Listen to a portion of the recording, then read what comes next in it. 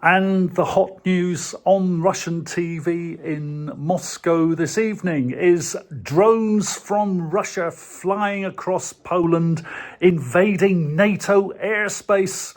And of course, all the main politicians immediately have all chipped in. Macron, Kara Kallis, every single one of them, Starmer was there. They all chip in immediately, supporting this story that Russia has invaded NATO airspace. Drones across Poland, a false flag operation by Ukraine, MI6, anybody else involved? Probably everybody. Poland, everybody probably involved.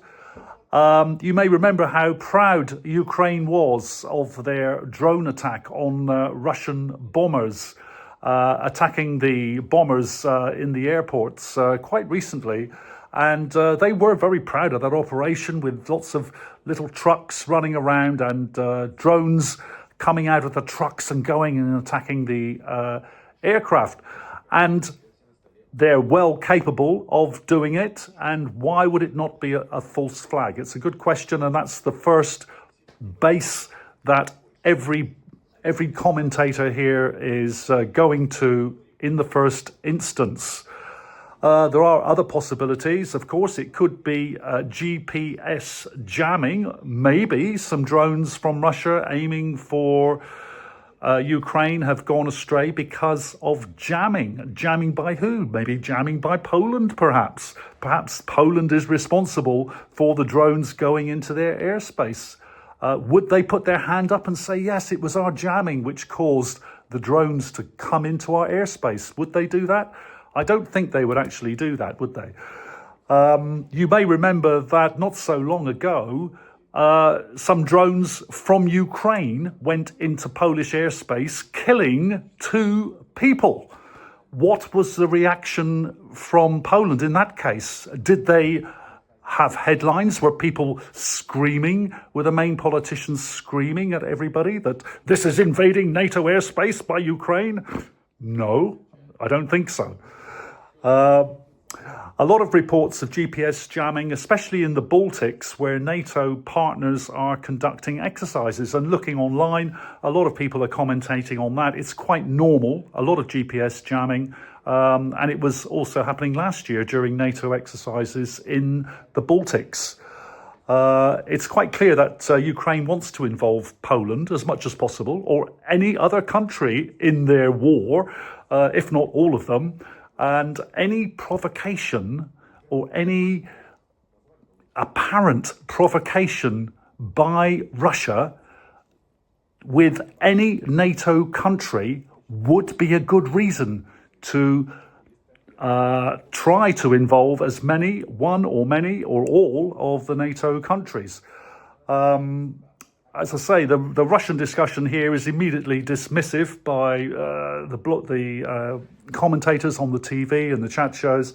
It's another false flag by Ukraine or NATO allies, NATO partners getting together, having a little go at some provocation exercise, which is really something of nothing. Was anybody killed? No. Does anybody hurt? No. Was anybody hurt when the Ukraine drones went astray or went into Poland? Yes, 2 people were killed. If you look at the actual facts, absolutely nothing to gain whatsoever. Russia has nothing to gain by sending drones into Poland. It would be a very stupid, illogical exercise. Why would they do it? What would they have to gain? Absolutely nothing except condemnation from every NATO country. It would be very stupid, which is why it didn't happen. It did not happen. Yes, provocation, false flags. You may remember very recently von der Leyen's plane, GPS jamming. And again, in that case, the same response from all the main politicians. Oh, GPS jamming, this is an attack on the heart of NATO, attempting to assassinate a European industrialist. An assassination attempt on a big industrialist in one of NATO allied countries. If you look at the facts, look at my video. It's an in-depth video backed up by newspaper reports, clear evidence from right across the board.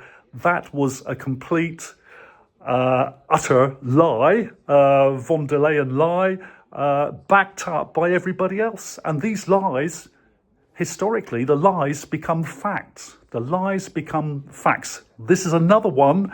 Let's see if this lie becomes a fact. Will it stay on Wikipedia for the next 25 years?